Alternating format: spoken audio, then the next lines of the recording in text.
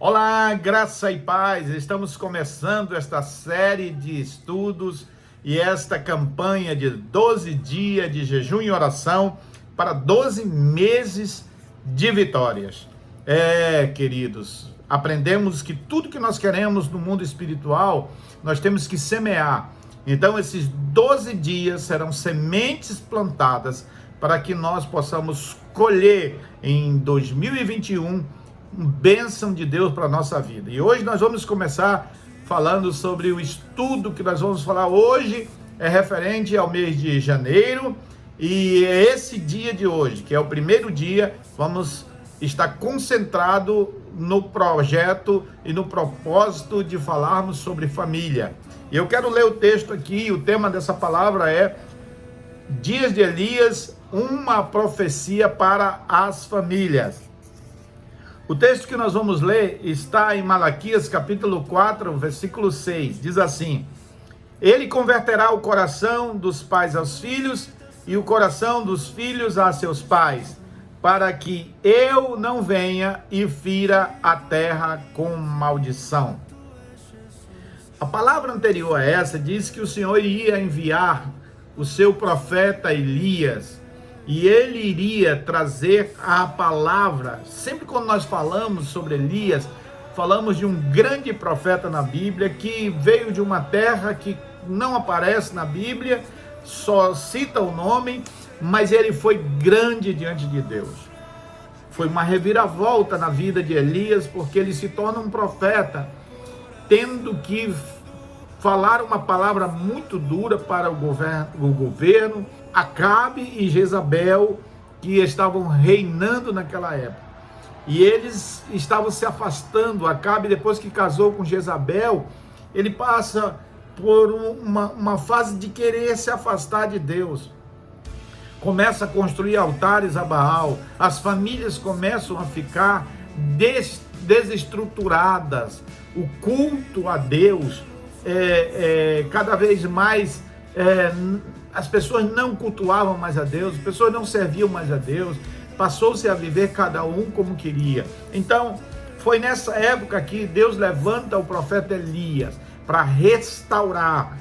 E a palavra de hoje é que Elias vem ser o restaurador para trazer um tempo de paz para as famílias. Nós sabemos, irmãos, que a terra tem sofrido diversas maldições. E a última palavra do texto de Malaquias, versículo 6, que nós acabamos de ler no capítulo 4, fala sobre maldição. Que Deus iria ferir a terra com maldição, mas para que não houvesse essa maldição, ou que não viesse ferir a terra com maldição, deveria acontecer um remédio e um antídoto para que a terra não fosse amaldiçoada. E qual seria esse antídoto? Que remédio seria esse? A restauração das famílias. E aí, um dos motivos é a crescente desestruturação da família. E isso trouxe maldição sobre a terra. Hoje nós vemos, irmãos, a violência, ela está na sua essência, tem um pouco da questão da família desestruturadas. Famílias, filhos que foram abandonados, mulheres que tiveram filhos sem ter uma família, filhos que foram criados sem uma estrutura familiar, sem um pai, sem uma mãe, foram criados por outras pessoas. Isso causou um desgoverno e um desequilíbrio na família. Por isso a palavra do Senhor Deus diz que quando a família ela é estruturada, quando ela é construída sobre a rocha, aí podem vir os temporais, ela não cai.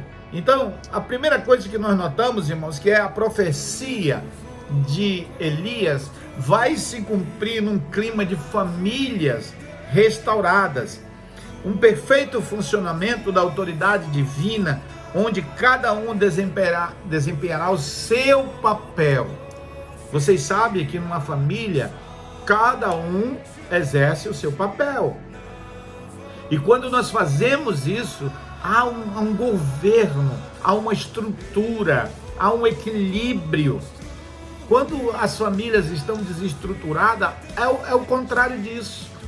Acontece o desequilíbrio, acontece o desgoverno, as pessoas não têm mais nenhum referencial.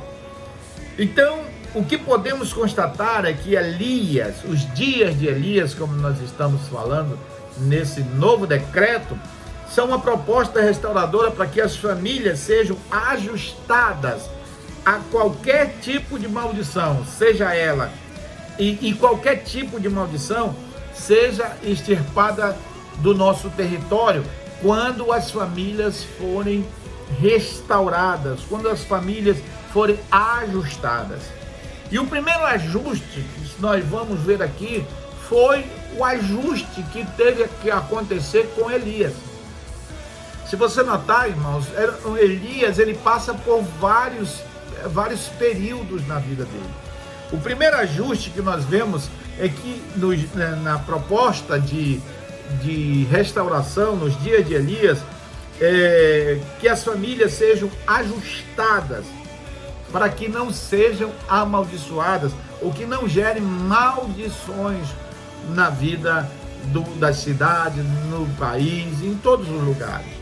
Bom, o primeiro ajuste que nós vemos que Elias precisou mostrar para nós, o primeiro ajuste é o relacionamento com Deus. Elias nos ensina que confiar em Deus é depender dele.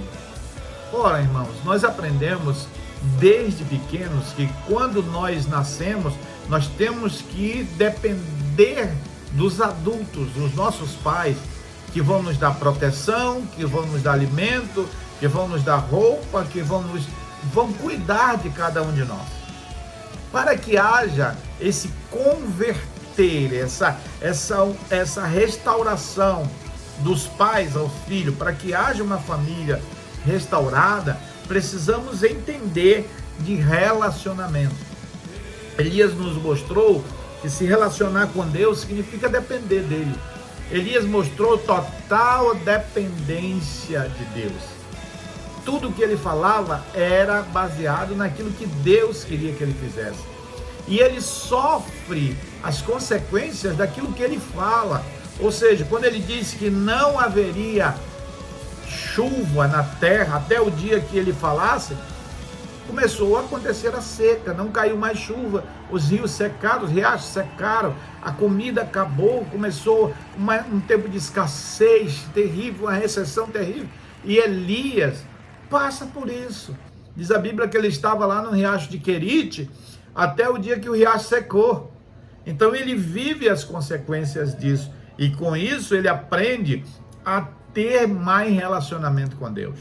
Quando nós temos um relacionamento com Deus, quando a família tem relacionamento com Deus, quando a família se relaciona bem entre si, podem vir as escassez, pode vir a escassez, podem vir as dificuldades, podem vir os problemas, mas a família continua de pé.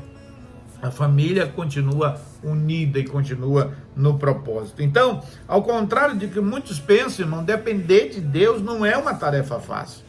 Elias passou por momentos difíceis e a gente vê Elias com sintomas de depressão, querendo morrer, mas Deus ali o sustentou. Diz a Bíblia que Deus ordenou aos corpos que mandasse comida para ele. Quando nós dependemos de Deus, nós sabemos que temos alguém que cuida de nós. Deus cuida também da sua família. Deus cuida de você. Deus tem cuidado da sua vida. A outra coisa que nós aprendemos, o outro ponto, que nós aprendemos é que precisamos ter intimidade com Deus. Relacionamento é uma coisa, intimidade é um grau a mais no relacionamento. Intimidade é uma pós-graduação dentro do relacionamento. E o que significa isso? Elias foi marcado, o ministério de Elias não foi marcado apenas pelas profecias que ele disse ou que ele profetizou, mas pelas atitudes que a vida dele foi um momento de que Deus usou a vida de Elias para fazer coisas na terra, para ajustar as pessoas. Então, quando falamos de ajuste, falamos também a ter a nossa família ajustada, a ter uma intimidade. Pais que se relacionam bem com seus filhos, mas que têm intimidade com eles, ou seja, abraço, carinho, o calor humano, a presença na família. Tudo isso, irmãos, são coisas importantes para uma família estruturada. Elias mostra, irmão, se você notar, Elias começa profetizando a ida das chuvas. Não iria chover, e 3 anos e meio se passaram sem chuva. Imagine, irmãos, um país, né, uma cultura que dependia da terra, não havia indústria, não havia outra forma de trabalho. Eles viviam da terra, eles dependiam da terra, eles dependiam da produção, eles dependiam de semear e de colher. Agora, quando vem a chuva, é uma festa, mas a falta dela causa desequilíbrio. Então, ele mostra o seguinte, que o primeiro ajuste eu falei, que é saber se relacionar com Deus, que nem sempre as coisas fluem do jeito que nós queremos. Quando Elias fica deprimido e vai lá para o riacho, Deus diz assim, eu vou te sustentar. É nessa hora que, quando vem o problema, quando vem a dificuldade, nós precisamos de alguém que cuide de nós. Você precisa de alguém que esteja perto de você e lhe ajude nesse momento. E não tem ninguém melhor para fazer isso do que a sua família. Quando temos pessoas que se auxiliam entre si, que ajudam-se mutuamente, que na hora da dificuldade, na hora da enfermidade, como eu passei por um momento difícil na minha vida, quando nós temos uma família, nós temos relacionamentos, as pessoas cuidam uma das outras. Agora, há uma coisa a mais do que o relacionamento, fala com intimidade. Agora nós vemos aqui, irmãos, dentro do que Elias representou e dentro do ministério dele, o chamado dele, esse tempo profético dele, nós vemos que no primeiro livro de Reis, capítulo 17, versículo 1, diz que Elias fechou o céu. E nós temos também, no primeiro livro de Reis, no mesmo capítulo, mas no versículo 22, nós vemos que Elias agora, ele cura ou ressuscita o filho daquela mulher. Deus ali estava mostrando a presença dele e a intimidade que ele tinha com Elias e Elias com Deus. E depois disso, em 1 Reis, capítulo 18, versículo 41 até o 45, diz a Bíblia que Elias libera o céu para que viesse a chuva. Ele diz, olha, Acabe, te apronta, vai, come, porque senão você vai pegar chuva. E ele ora a Deus, e aí Deus mandou a chuva. O que eu aprendo com isso, irmãos? Que as coisas podem até não começar bem, as coisas podem até começar com dificuldade, as coisas podem até começar, é difícil a caminhada de intimidade, é difícil a caminhada de andar com Deus, é difícil a caminhada de ter uma família estruturada, de construir uma família, é difícil. Mas quando nós confiamos em Deus, quando o nosso relacionamento com Deus está bom, e quando nós aprendemos a ter intimidades com Deus, no final dá tudo certo.